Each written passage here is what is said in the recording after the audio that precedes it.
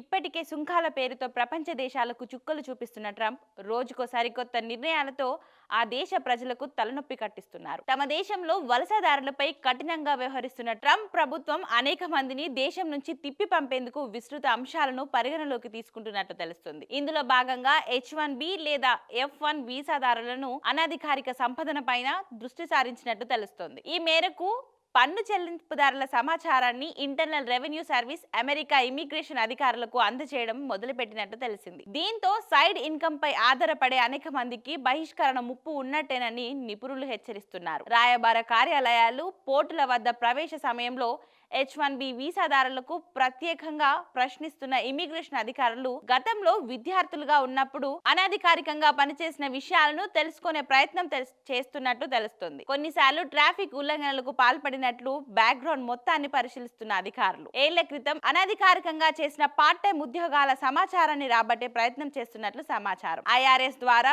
పన్ను రికార్డులను పరిశీలించే పనిలో నిమగ్నమైనట్లు తెలుస్తుంది. వీటికి తోడు సోషల్ మీడియా వెయిటింగ్ ద్వారా వీసాదారుల ప్రవర్తనపై ఓ అంచనాకు వస్తున్న సంగతి తెలిసిందే. వలసదారులకు ఆర్థిక సమాచారాన్ని ఇమిగ్రేషన్ అండ్ కస్టమ్స్ ఎన్ఫోర్స్మెంట్ కు ఇంటర్నల్ రెవెన్యూ సర్వీస్ విభాగం అందిస్తుందని అమెరికా మీడియా ఇటీవలే పేర్కొంది. తద్వారా పన్నులు చెల్లించాల్సిన దాఖలు చేసిన ఆదాయం కంటే అనధికారికంగా సంపాదన గురించి క్షుణ్ణంగా పరిశీలించే అవకాశం ఉందని ఇమిగ్రేషన్ న్యాయ నిపుణులు చెబుతున్నారు. అయితే ఇవి ఇంకా విస్తృతం కానప్పటికీ క్లయింట్లు జాగ్రత్తగా ఉండాలని అధికారులు హెచ్చరిస్తున్నారు. బహిష్కరణ ముప్పును తప్పించుకోవాలంటే అనధికారిక ఉద్యోగాలు చేపట్టకుండా ఉండాలని, ఏమైనా అదనపు సహాయం కోసం న్యాయ సంస్థల నుంచి సలహాలు తీసుకోవాలని సూచిస్తున్నారు. ట్రంప్ ప్రభుత్వం ఇంకెన్ని ఆంక్షలు పెడుతుందోనని వలసదారులు బిక్కుబిక్కుమని కాలం వెళ్లబుచ్చుతున్నారు.